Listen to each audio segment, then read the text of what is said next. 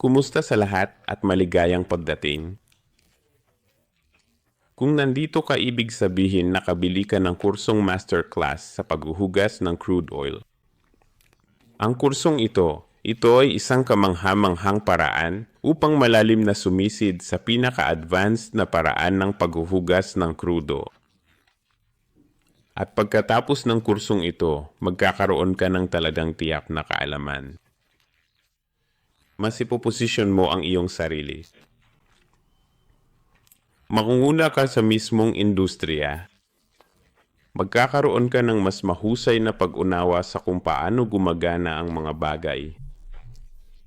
At isa pa, ibabahagi ko ang aking 3 taong kaalaman sa pagtatrabaho para sa pangunahing major. Ang aking karanasan din mula sa mga operasyon ng tanker pati na rin. Mula sa paghuhugas ng krudo at lahat ng bagay na ginawa ko ng komprehensibo para lamang sa iyo. Pag-analisa, pagpino ng data ayon sa nararapat.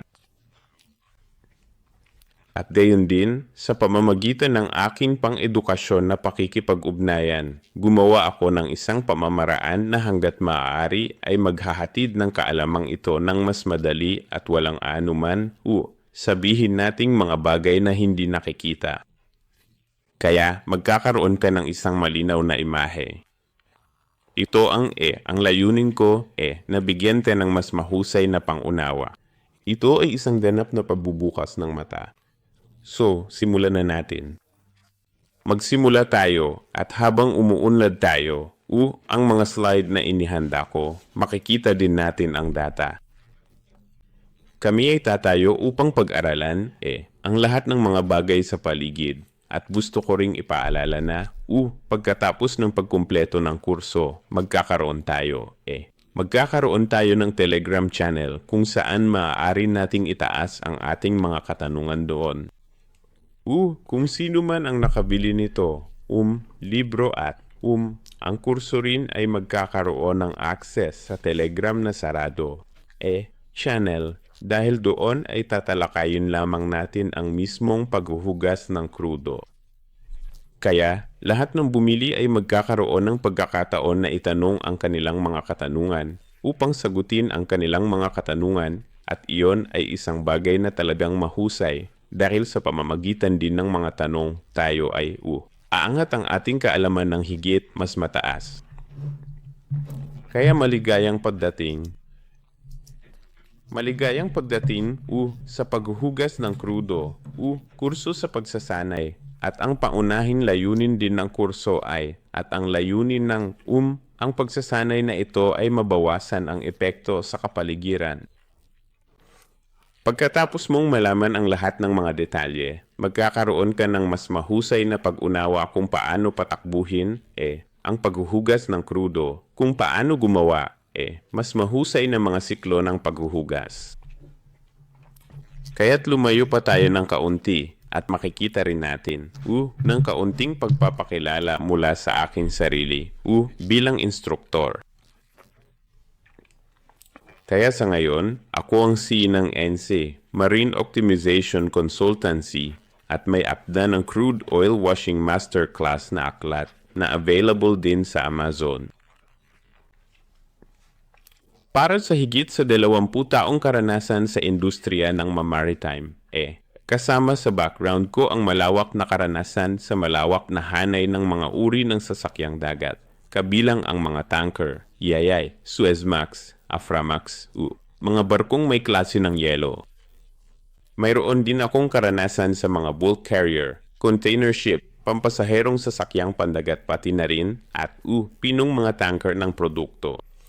At isa sa pinakabago ko, sabihin nating ang karanasan ay sa paghuhugas ng krudo bilang Shell Marine Technical Advisor.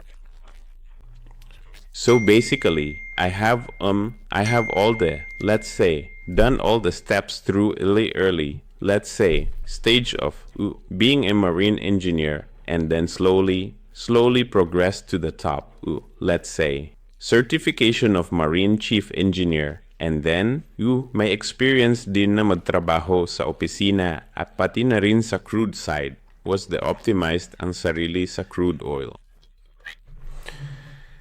At ito ay isa lamang sa punto kung bakit napakahalagang maunawaan ang produkto mismo. At dito rin tayo magsisimula. Isa sa mga bagay ay nasa pagtatapos ng kursong ito. Magagawa mong magsagawa ng ligtas at sumusunod na mga operasyon ng paghuhugas ng krudo. Maunawaan ang mga regulasyon ng MARPOL Annex 1. Mahawakan ang iba't ibang uri ng krudo. Dahil tulad ng alam mo, ang langis na krudo ay hindi lamang isang solong, sabihin nating produkto. Maaari itong mag-iba ng malaki at sumisid din tayo sa iba't ibang uri ng krudo. Magpatakbo at magpanatili din ng kagamitan sa paghuhugas ng krudo. Maghanda ng mga ulat at log at ang kahalagahan ng mga ito. Tumugon sa mga inspeksyon o pag-audit. Kaya mas mapwesto mo ang iyong sarili, para sa mga pag-audit at para sa mga inspeksyon. Bakit mahalaga ang kursong ito? Bakit ito mahalaga? Ang paunahing punto ay sinusubukan naming alisin ang anumang hindi kanais-nais na mga kaganapan.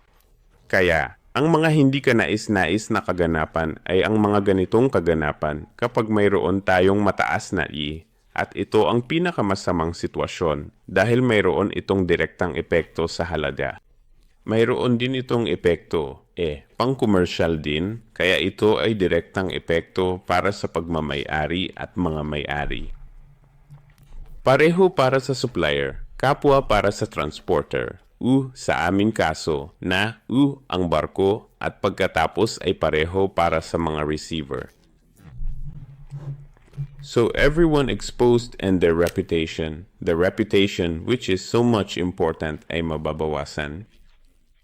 So basically, it is a loss for the future also contracts as well and also for the reputation of the company because if it starts to be talking in the industry, that things will be quickly spread among let's say the oil majors in between and then ito rin ang dahilan kung bakit kailangan mong ibaba ang iyong mga presyo tulad ng pagpapababa ng iyong sa mga presyo.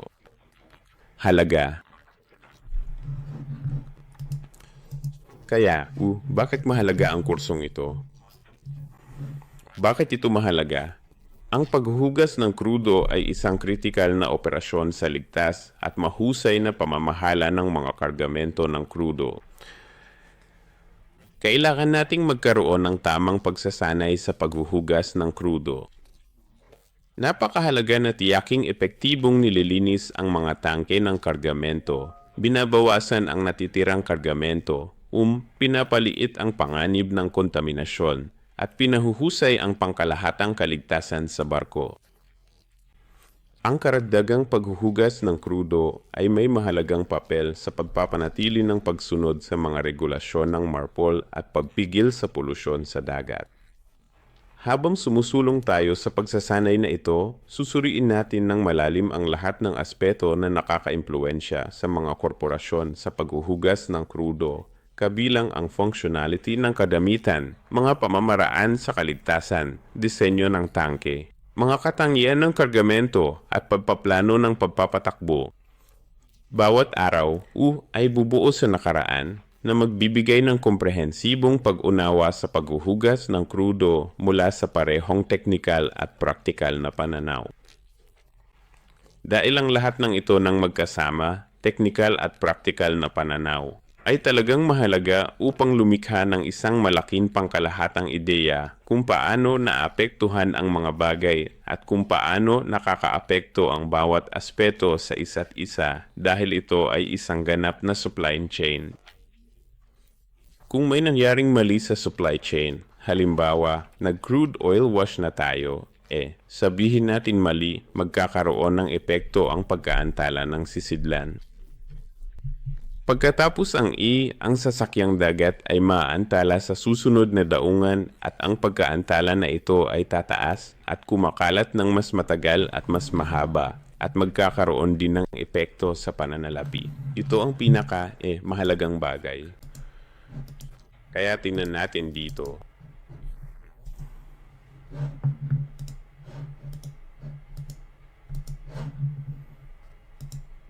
tignan natin. Ang matututunan mo rin ang paghuhugas ng krudo, mga internasyonal na regulasyon, pag-init ng kargamento, mga katangian ng langis, mataas na lagkit, waxy volatile na langis, kagamitan sa paghuhugas ng krudo, pagpapanatili, pagpaplano at pagpapatakbo, kaligtasan, pag-troubleshoot at dokumentasyon. Gaano katagal? Ito ay magiging kabuwang 1-0 kurso, 1-0 araw, araw-araw na aralin na 45 minuto. Magkakaroon kami ng panghuling pagsusulit, panghuling pagtatasa, at makakakuha ka rin ng sertipiko sa pagtatapos ng pagkumpleto. Karagdagan na ipinaliwanag ko rin, sa simula, mga opsyonal na talakayan, pag-aaral ng kaso para lamang sa mga miyembro ng kursong ito, Telegram account na nakatuon para sa paghuhugas ng krudo. At palalimin pa natin ng kaunti para makita kung paano nagsimula ang industriya, sa paghuhugas ng krudo. Ito ay karaniwang tinutukoy bilang CA. Ipinakilala ito noong 1970 bilang tugon sa mga nasalantang regulasyon sa kapaligiran. Kaya bago ang 1970, wala tayong masyadong mga regulasyong pang stricter at mas mataas ang polusyon sa sektor ng langis. Kaya karaniwang hindi gaanong kontrolado.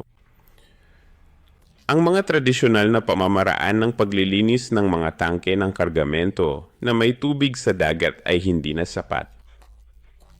Kaya rin, tumaas ang dami ng produkto noong panahong iyon, kaya ipinakita ng industriya na ang umiiral na pamamaraan ay hindi pa magagawa.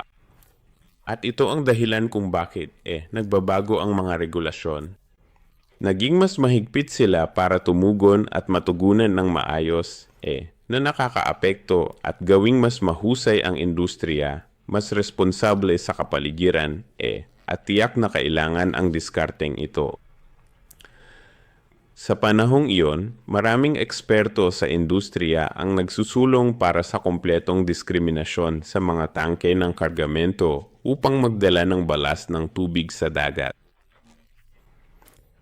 Bagamat kapaki-pakinabang sa kapaligiran, ang paglilipat ay magkakaroon ng makabuluhang pagtaas ng gastos sa transportasyon at mangangailangan ng malawak na pagbabago sa umiiral na sasakyang dagat, na magpapababa sa kapasidad ng pagdadala ng kargamento. Kaya sa pamamagitan ng pagbabagong ito, ang sisidlan ay naging mas mahal. Nagawa nilang magdala ng mas kaunti, produkto. Ngunit gumawa ang application na ito ng mas ligtas na mga sasakyang dagat. Mas mahusay din para sa paghawak dahil mayroon tayong segregated ballast system sa ibang pagkakataon na mayroon ding mataas, proteksyon sa mismong kapaligiran. At pagkatapos, tingnan din natin kung paano nagsimula ang mga maagang eksperimento sa pamamagitan ng paggalugad gamit ang naphtha o mga produktong petrolyo upang linisin ang mga tangke na napatunayang napakahusay dahil ang naphtha, alam mo, ito ay tulad ng tubig. Ito ay tulad ng isang talagang year, mahusay, natutunaw. Gayon pa man, ang gastos at limitadong kakayahang magamit sa mga carrier ng krudo. Ang naphtha ay hindi isang praktikal na pamatagalang solusyon. So, makikita mo rin dito, kapag nagde-design tayo ng system, we have to be also there. We have to think about the viability. Okay, kung ano ang mayroon tayo, mayroon ba tayong madaling paraan upang gawin yon o hindi? Kaya, karaniwang, ang industriya ay palaging lumilipat sa pinakamadaling paraan ng pagkakaroon at ang disenyo ay nagbabago ng batayan ng pamantayang ito. Kailangan ng oras. Ang mga bagay ay nagbabago hindi magdamag. Ito ay tumatagal ng mga dekada upang lumikha ng isang mas mahusay at ligtas na industriya. At tulad ng nakikita rin natin, ang pambihirang tagumpay ay dumating sa ideya gamit ang kargamento ng krudo mismo upang linisin ang mga tangke. Ito ay maaaring gawin alinman sa dagat, sa pagitan ng discharge port, o sa panahon ng cargo discharge sa port.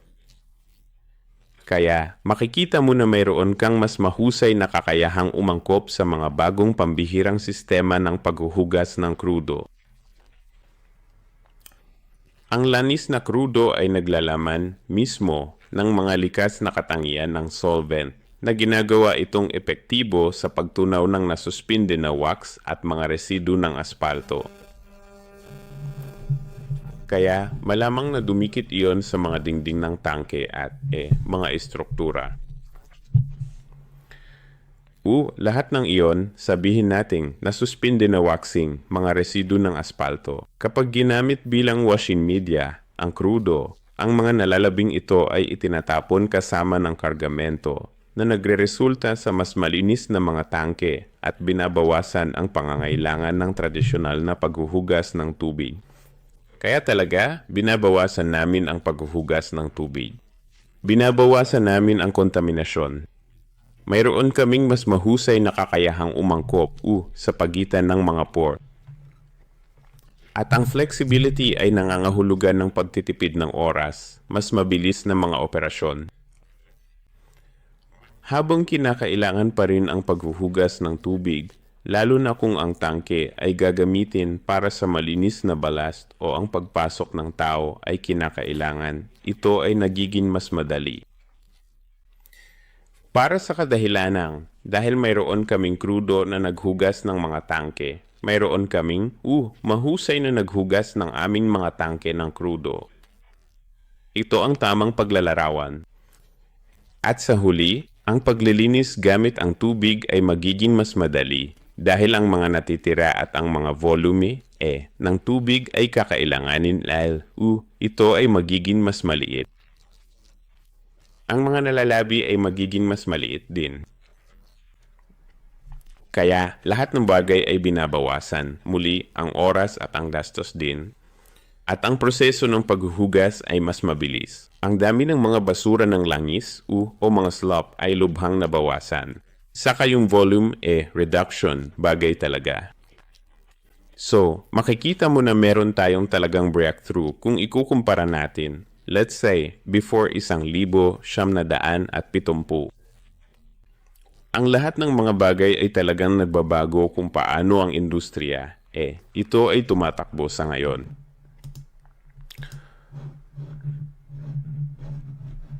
Tignan din natin sa simula ang pagkakaroon ng pagtanggap para sa mga pamamaraang ito ay mahirap. Kaya makikita mo na ang pamamaraan ay mismo ay hindi mabilis, pinagtibay. Kaya nagkaroon ng maraming hamon tulad ng lahat, sabihin nating ang mga pambihirang tagumpay sa mga industriya. Alalahanin tungkol panganib proseso nangangahulugan maaari lamang isagawa isang mataas kontrolado maritime kapaligiran.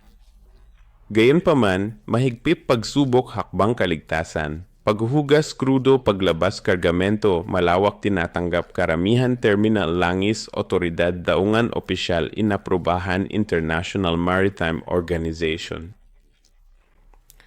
Binabalangkas ng MARPOL Convention pamantayan disenyo, pamamaraan pagpapatakbo, at kontrol kaligtasan upang pamahalaan pagpapatupad sistema paghuhugas ng krudo carrier ng krudo. Makikita natin na ang mga makabuluhang hakbang ay nagawa na at sa wakas ay opisyal na itong naaprubahan sa pamamagitan ng paghamon sa industriya, sa pamamagitan ng paggawa ng mga pagsubok at karagdagang mga hakbang sa kaligtasan. At ito ay kung gaano matagumpay na ipinatupad ang paghuhugas ng krudo. Tignan natin ang makasaysayang pag-unlad ng paghuhugas ng krudo. Ang paghuhugas ng krudo ay isang paunahing pagsulong sa kapaligiran at pagpapatakbo sa pagsugpo sa oil tanker. Ang pag-unlad nito ay pangunahing hinihimok ng pangangailangan na bawasan ang maritime pollution para sa mga discharge ng tanker at pagbutihin ang kahusayan ng paglilinis ng tangke. Pumunta tayo ng kaunti pababa sa kabilang seksyon para makita mo kung paano at kung aling mga problema ang natugunan ng krudo Ito ang tradisyonal na pamamaraan. Ang pamamaraang ito ay hindi mabisa upang alisin ang malagkit na langis na krudo. Mga nalalabi at mga wax gaya mo makikita rin natin ipasa kung ano ang ibig sabihin nito. Mataas din ang production namin at malaking production ng oil water sa mga slopes. Ang mga tubig na ito sa bandang huli lumikha ng malaking epekto sa kapaligiran. Gayon din, kung gusto mong iproseso ang tubig na ito, magastos din ito. Nagresulta din yan sa madalas na pag-discharge ng oil-contaminated water sa dagat, lalo na noong tank washing operations. Nag-ambag ito ng malaki sa talamak na marine pollution, kasama ang malalaking oil spill mula sa aksidente tulad ng Torrey Canyon disaster o noong 1967.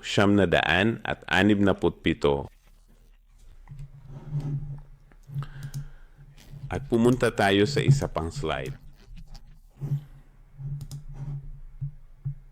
Mag-slide pa tayo. Regulatory push MARPOL at ang IAS pagkatapos ng ilang high-profile spill. This was also some of the incidents and accidents that pushed the industry. Rising environmental concerns, and you can see that the accidents really drive all the change para kumilos. Noong 1973, pinagtibay ang MARPOL Convention, International Convention for the Prevention of Pollution from Ships. Kaya ito ay isang pangunahing makasaysayang mga hakbang sa pag-unlad. Noong 1978, pagkatapos ng karagdagang presyon mula sa Amuk, Cadiz oil spill at iba pa, ang MARPOL Protocol ay idinagdag na bumubuo ng MARPOL 7,378. Ang Annex A MARPOL ng MARPOL ay nag-utos ng mas mahigpit na kontrol sa mga discharge at ipinakilala ang mga bagong kinakailangan para sa disenyo at operasyon ng mga tanker. Kabilang ang mga sistema ng paghuhugas ng krudo para sa mga bagong tanker na higit sa 20,000 deadweight tonnage. Bumaba tayo ng kaunti. Introduction ng crude oil washing.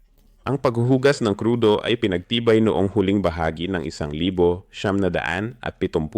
at unang bahagi ng 1980 bilang mandatoryong sistema para sa mga tanker. Pinalitan nito ang paghuhugas ng tubig dagat sa paggamit kargamento langis krudo upang linisin ang mga tangke. Bakit ito naging revolusyonaryo? Ang langis krudo ay natural na solvent para sa sarili nitong mga nalalabi na ginagawa itong epektibo sa paglilinis. Nabawasan ang pagkabulok at mga slop ng langis, pinahusay na pagbawi ng kargamento na talagang mahalaga, mas silabo na langis. Mas mababang panganib sa polusyon sa pamamagitan ng pagliit ng paggamit ng tubig dagat at mga paglabas sa dagat. Tingnan natin ang teknikal na pag-unlad ng paghuhugas ng krudo. Ang mga sistema ng paghuhugas ng krudo ay binuo gamit ang nakapirming o portable spray machine na naka-install sa mga tangke, nakalaang piping at arrangement, pati na rin ang integrasyon sa panloob na sistema ng gas para sa kaligtasan. Kasama sa maagang hamon pagtiyak ng buong saklaw ng tangke sa mga spray pattern, pamamahala ng panganib sa singaw dahil sa pinainit o pabago-bagong kargamento at pagsasanay sa crew sa bagong pamamaraan at protokol sa kaligtasan. Ang susunod na bagay ay ang patuloy na pagpapabuti. Sa paglipas ng mga dekada, at tulad din ng sinabi ko sa iyo sa mga dekada, ang mga pagpapabuti ay may kasamang mga otomatikong kontrol para sa pagkakasunod-sunod, mga wash cycle. Mas mahusay na mga disenyo ng nozzle para sa UNIFO, Uniforming coverage, pagsasama-sama ng oil discharge money, kagamitan sa pagsubaybay, yes, pinahusay ng mga interlock ng kaligtasan sa iya at mga sistema ng paghuhubad. So makikita natin yun, we had decades in order to improve all that system. At tingnan din natin ang mga pangunahing milestone. Kaya ayon sa taon at kaganapan, 1,967 ang pagbuhos ng langis ng Torrey Canyon ay nagpapataas ng pandaigdigang pag-aalala. 1,973 convention, pinagtibay ang Marpol Convention. Ipinakilala ng Marpol Protocol ang CFC bilang kinakailangan. 1,983 naging mandatory ang TFC sa mga bago, crude oil tankers. Annex a Regulations 33 mula, 1,970 hanggang 2,000 at laganap ang pagsasanay, modernisasyon ng mga sistema sa pamamagitan ng 2010 at plus at pagtutulak para sa zero discharge at mataas na kahusayan sa pagpapatakbo mamaya. So makikita natin na more than 50 years development, continuous development. At ang konklusyon ay ang paghuhugas ng krudo ay kumakatawan sa isang makabuluhang pag-unlad sa pamamahala ng tanker na may pananagutan sa kapaligiran at kahusayan sa pagpapatakbo. Mula sa pagiging isang regulatory response sa polusyon, ito ay naging isang pamantayan para sa kaligtasan, matipid, proteksyon sa kapaligiran sa industriya ng langis. Kaya makikita mo itong sumasaklaw sa three major aspects, which is safety, economy, and environmental. Ito ay talagang mahusay na pagpapabuti. Talagang kamangha-mangha kung paano ang tunay na pag-unlad at ang tunay, mga hamon ay kumikilos ng industriya at bumubuti sa paglipas ng panahon sa pamamagitan ng maraming pagsisikap ng maraming pagtugon sa mga problema at hamon. Ngunit makikita mo kung paano ito mahahawakan. Kailangan ng oras. Ito ay tumatagal ng oras, ngunit ang aming mga pagsusumikap at ang iyong pagsisikap dito, ang kursong crude oil washing ay magbibigay sa iyo ng kalamangan upang makamit ang kaligtasan, ekonomiya at proteksyon sa kapaligiran. Kaya tingnan natin sa kasaysayan, ang ating paunahing, sabihin nating huminto, pag-imbak ng kalamidad sa kanyon. Kaya nangyari ito noong ika-18 ng Marso, 1,967. Lokasyon, Seven Stones Reef malapit sa Land's End, Cornwall, United Kingdom. Ship Torrey Canyon, isang Liberian flag supertanker na pagmamay-ari ng Amerika. Operator, Barracuda Tanker Corporation, isang subsidiary ng Union Oil Company ng California. Cargo on board, 119,000 tonelada, humigit kumulang, 860,000 barrels. Halos 1,000,000, ng langis na krudo. Crew, 36 katao. Bumaba tayo ng kaunti. Kung ano ang mayroon tayong epekto sa kapaligiran.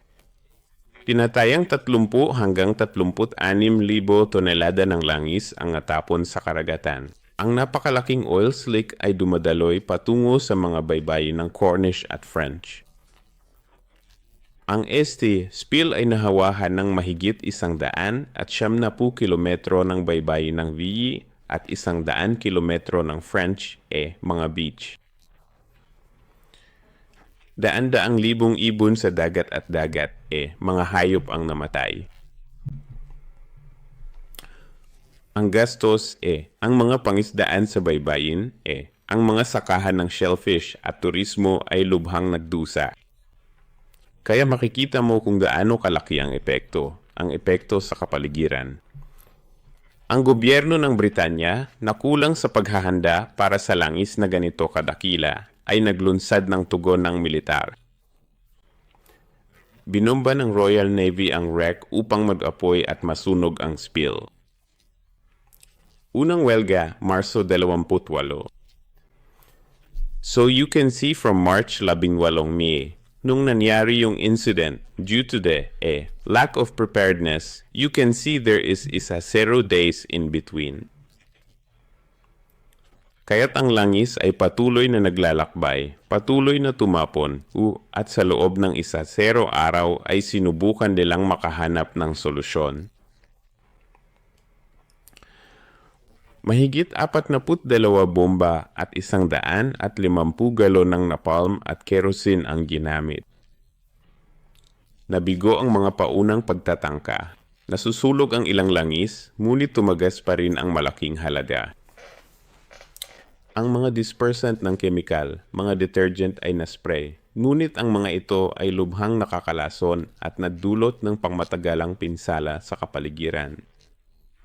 Kaya makikita mo na kahit na sa pag-spray nito, chemical disbursement, may napakalason na nagdulot ng pangmatagalang pinsala sa kapaligiran, sa lahat. Kaya tinan natin ang mga resta ng legal na patakaran. Ang sakuna ay naglantad ng malalaking gaps, kaya makikita mo na, ang International Maritime Safety and Pollution Control ay namumuna sa pamamagitan ng paglikha ng MARPOL 1,973. International Maritime Pollution Treaty, ang pagbuo ng paghuhugas ng krudo ay maaaring mabawasan ang tar at paglilinis ng discharge, magtatag ng tanker, International, Tanker Owners Pollution Federation noong 1968. Mga pagpapabuti sa kaligtasan ng nabigasyon, pagruruta ng mga tanker at pagpaplano ng pagtugon. Kaya makikita natin na may mga pagbabago at lahat ng mga pagbabago ay nangyari noong nangyari ang insidente at aksidente. Ngunit ang aming punto dito din sa material ng pagsasanay ay wala pa sa sitwasyong iyon kapag ang pagtugon ay dumating sa mga lubhang sakuna ng mga kaganapan. At tingnan din natin,